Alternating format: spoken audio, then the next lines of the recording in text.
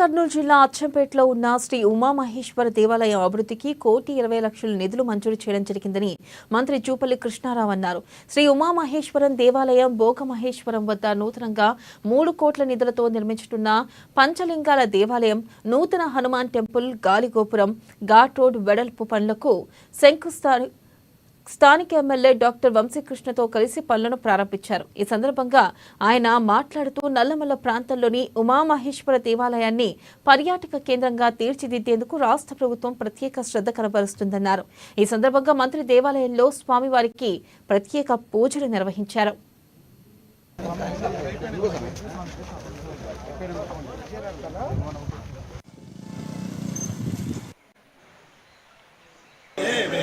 सर्वं यद्भोज्यानो